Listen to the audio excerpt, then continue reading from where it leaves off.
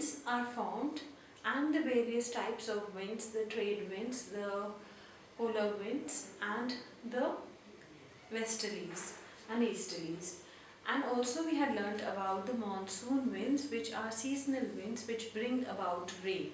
Okay, in this part we will be learning about storms and cyclones.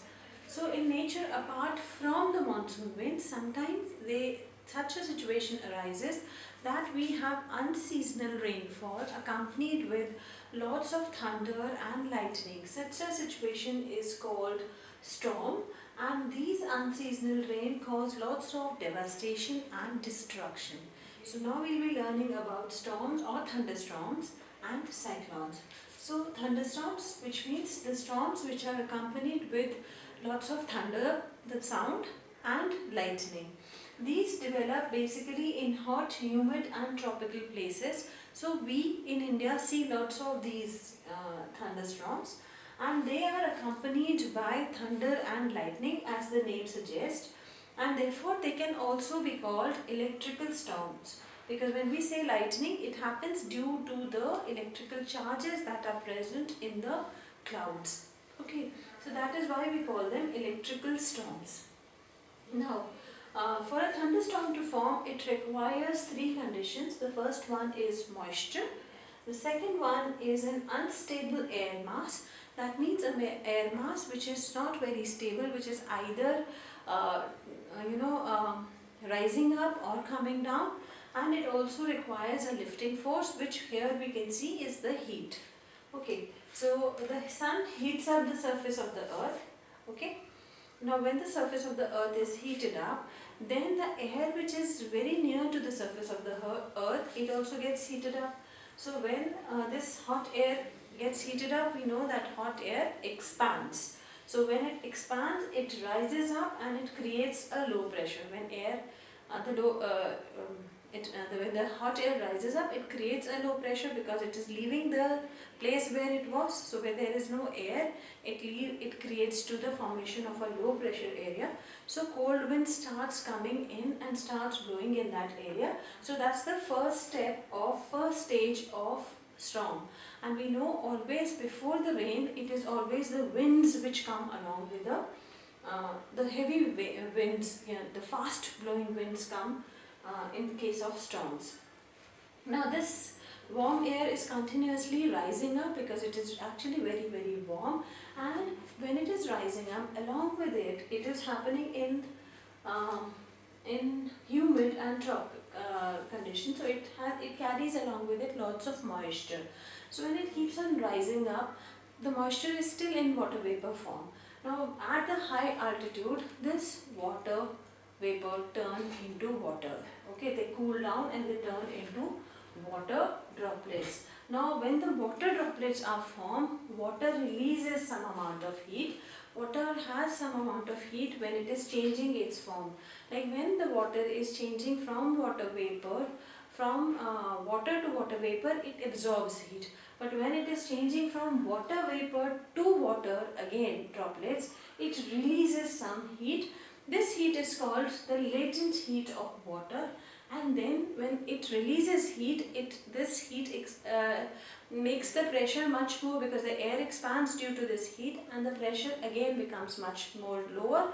So the air tries to expand up, rise up. Now at that point when the air is rising up, the cool air is coming from upstairs. It is coming down because cool air always falls down, and this makes the air release moisture in the form of rain.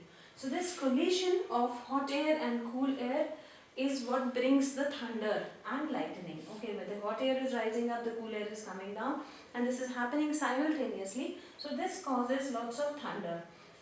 So if I have to define this thunderstorm, the upward movement of hot air and downward movement of cold air leads to the storm with heavy rain, thunder and lightning. And now how does this lightning happen? See, when the when the water molecules are rising up, they are rubbing with each other. Okay, so that is how they get electrically charged, and this is when they come in contact with each other, they again rub this charge over each other, and this is when we see the lightning. and due to this friction we hear the sound of thunder.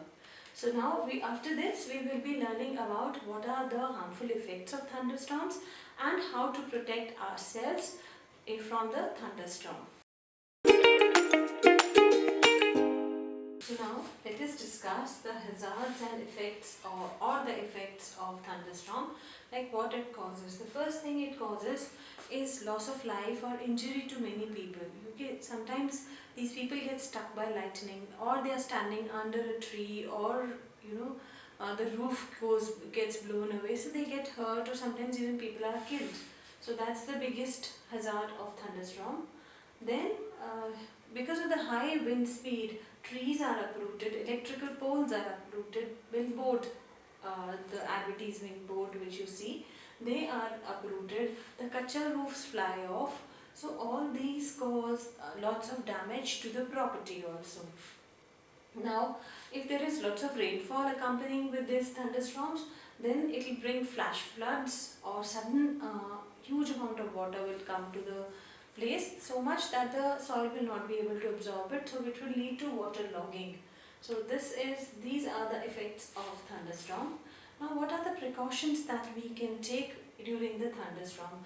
The most frightening thing of a thunderstorm is lightning, because it is a huge electrical spark, and if you come in contact with it, it is extremely warm, carries huge amount of energy. People can directly get burnt away, or they get electrocuted. Okay, so this is why it is most dangerous. So most of the precautions that I'll be telling you today will be how to protect yourselves from these electrical shocks or the lightning strikes.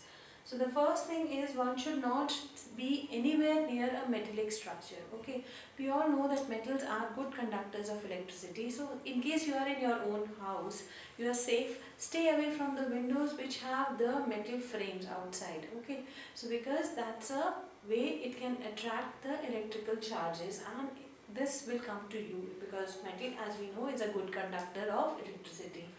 Also, one should not take shelter under metallic structures, metal roofs, open garages which has lots of metal things lying around it, and also we should stay away. We should not be holding an umbrella which has only metal as its handle. If it has rubber, then no problem, because rubber will discharge the electricity, but it is preferable to stay indoors during these thunderstorms. But if you're somewhere stuck outside, then one can take you can take a refuge inside a car or a bus. They become very safe shelters. Why? Because they have a metal body outside, so even if there is an electrical striking on, or a lightning strike on that bus, but they have insulated tires, so which will discharge, or which will take the electricity straight to the earth. So that will be the earthing of the electrical charge. Okay, so you will be well safe. But at that same time, you should not be touching anything which is metallic in the bus or in the car. So one should keep to oneself, not touch anything metallic. And the best place, sometimes if you are outside during the lightning, it is better to remain in your car and not touch the metallic parts of the car or the bus where you are in. Okay. Also, one should avoid touching things like water and anything which is made up of metal. Reason remains the same. Metal is a good conductor of electricity. If you are outside, not near a car or something, then do not take shelter under a single tree, because single tree can attract the electricity. It is much more closer to the clouds, so it can take in a lightning strike. It is better to hide under shrubs and bushes of the same height. Okay, and also one should get inside a ditch. If you find a ditch or a place which is lower than the normal surface area, then you should sit in that. That will protect you from the lightning strikes. So that was about the precaution one has to take. And now we come to a very unique kind of a storm which happens mostly in US. It looks very interesting because it is like a funnel shaped storm in which the wind is rotating at a very, very high speed, which creates a kind of a pressure, a low pressure, suction pressure inside this funnel and it sucks up everything. So whatever, if the suction pressure is too high, people also get sucked up sometimes, and animals get sucked up, cars get sucked up, trees get uprooted because of this. So these winds are called tornadoes.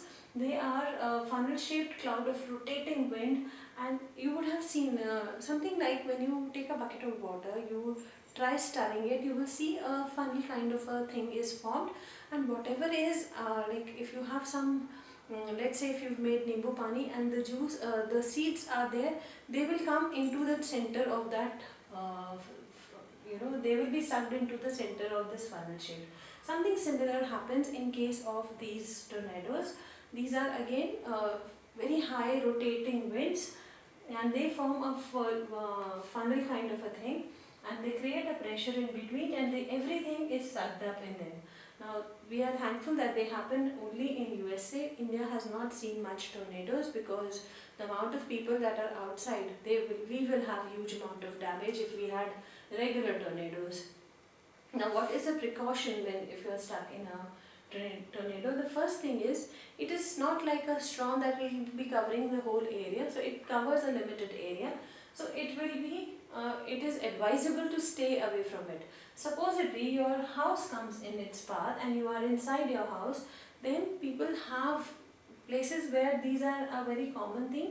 People have made underground rooms which are called tornado shelters. So people go and stay in those rooms, or if that is not possible, then stay in the innermost room, not the outer rooms. Stay in the innermost room of your house, okay? And then it is better to lie under heavy furniture, because it might not take you up with it, but it can bring in lots of debris or lots of things which are floating in the air. They can hurt you. So it is better that if you are in a lying down state position, or if you are sitting with your head tucked in your knees, then your head can be saved from injury from the debris. So these are the precautions that one has to take from tornadoes. Now in the last part we will be learning about the cyclones. Now let us understand what are cyclones, and we are well aware that these cyclones cause lots of devastation in the coastal areas of India. India has a huge coastline, so areas like Tamil Nadu, Andhra Pradesh and Kerala, some parts of Kerala and also Orissa, they are very much under this effect of cyclones, and they are very heavily affected by these cyclones. We have frequent cyclones coming in these areas. Now what is cyclone? Cyclone basically comes from a Greek word cyclos, which means the coils of the snake. So by the name only you can understand that it is a huge mass of revolving storm, and which is caused by high speed winds which are blowing around the central area of low pressure. You would have seen pictures of cyclone. Very recently a cyclone hit Andhra Pradesh, and you would have seen the pictures which is shown by the meteorological department. In the center of the cloud you will see that there is a simple, it's like a blank kind of a thing, no clouds are there, and outside it is a huge cloudy kind of a formation. So this central portion of the cloud is of the cyclone cloud is called the eye of the cloud, and this is the low pressure area, and huge speed winds are revolving around this. Now cyclones are called as hurricanes in US, and they are called as typhoons in Japan and Philippines. If you see Japan and Philippines, they are also island countries, so they also have lots of cyclones coming into them. Similarly, US also has a huge coastline. So these basically are a feature of the coastal areas. They do not happen in the inland areas, the areas which are far away from ocean. They do not have the effect of cyclones having. So people in Ambala or people who are living in the central part of India will not see cyclones as much as people who live in the coastal areas. So now the formation of cyclones is a very complex process, and it involves many factors which are like wind speed, wind direction, the humidity, temperature. All of them combine and make the formation of cyclone. We will understand the formation of cyclone in a very simplified way. Okay, so what I am telling you is a very simpler version of how these cyclones are formed. Now we know that the sun on the ocean, it heats up water.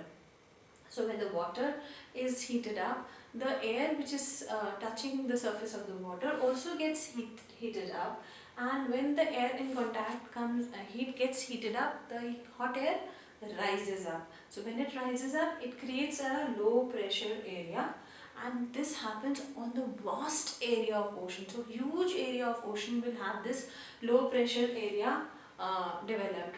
Now this causes the rapid movement of wind which surrounds it, and it starts lifting the hot air starts rising up, the wind starts moving in. So it is generated, and since it is being generated from the ocean, it is taking along with it a huge amount of water vapor. Now once these huge amount of water vapor and the wind which is carrying lots of and the hot air which is carrying lots of moisture with it, it reaches to a particular height, these water vapors condense, because at an altitude the temperature becomes lower, at a higher altitude, so the water vapor will condense. When these water vapor condense, as I told you in the previous part also, that they release heat, okay, which is the latent heat of water. So when it releases heat, the air which is surrounding this will be warmed up again, and it rises up further. Okay, so now this leads to the rising of the air upwards again. Finally, this cycle is continuously repeated, and you have an area forming in the center. You have the low pressure area, and you have huge amount of winds which are blowing around it. So this is called a cyclone. So the center portion of the cyclone, which is called the eye of the storm, is a low pressure area, and around it you have the huge amount of high winds. So once this system is formed, a cyclone cloud is formed, it starts from the ocean, it starts moving towards the land, and when it starts moving toward the land, its wind speed can be as high as 150 kilometers per hour, or maybe sometimes even a little more higher than this. So it moves at a very high pace. Okay, now if the storm has to continue, it needs a huge amount of warm air, and it also needs a huge amount of moisture. So as it is going towards the land, the rain starts falling because it cannot contain this amount of rain. So after a particular area, like it has struck the coastal area and there has been lots of rainfall, it loses its supply of the warm and the moist air. So that is when the cyclone loses its force and it dies down.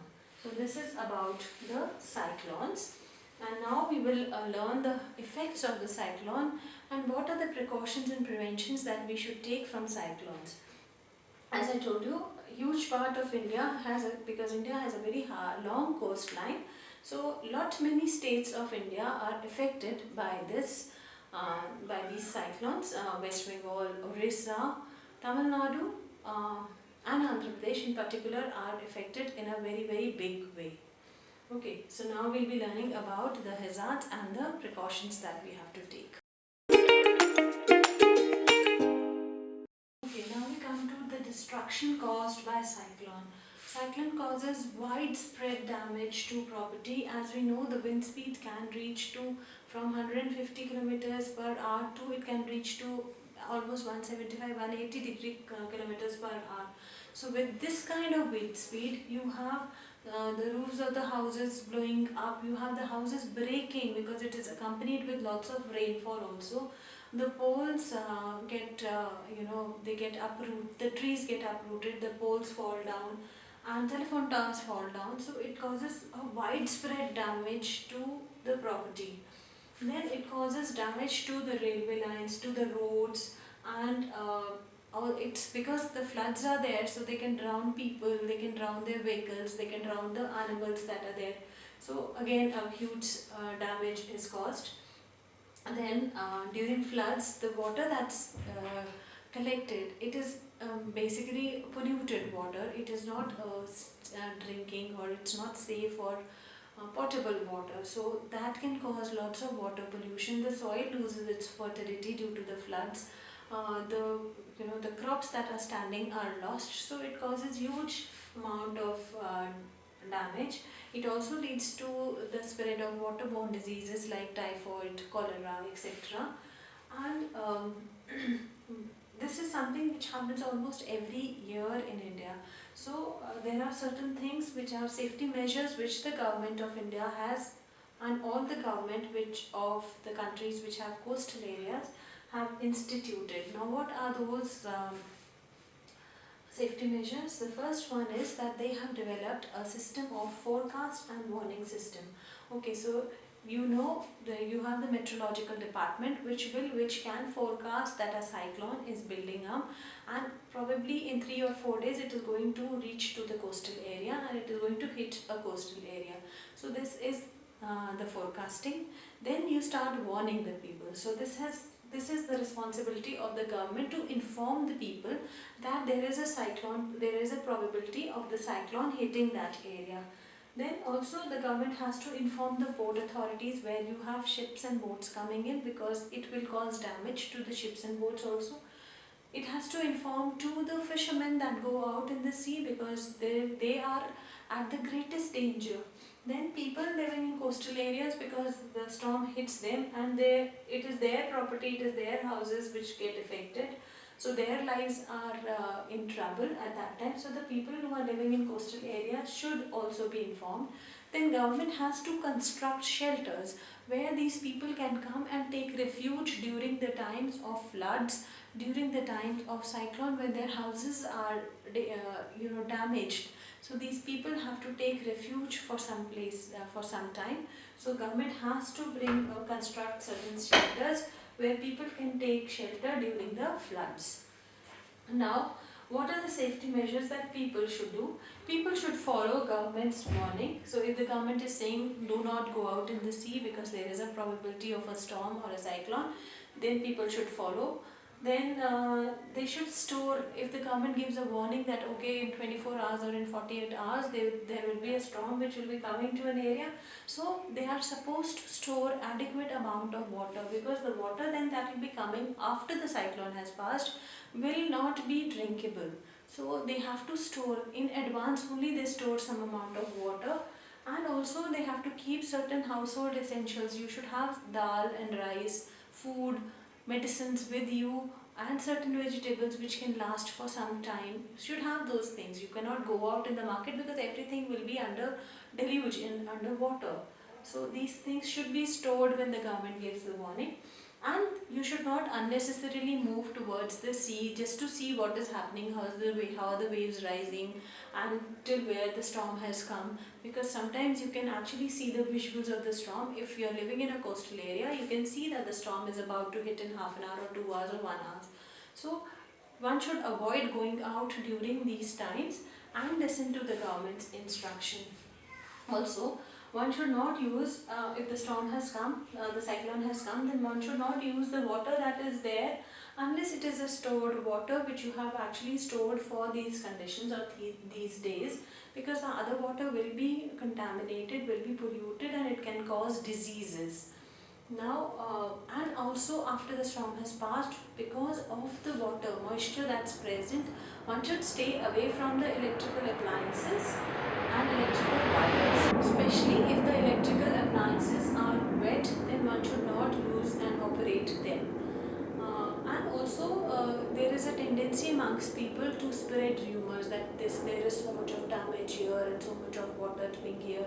So it is avoidable. One should not spread these rumors, and one should try and help the neighbors as much as possible. So these are the certain things that one should always follow and practice during the cyclones.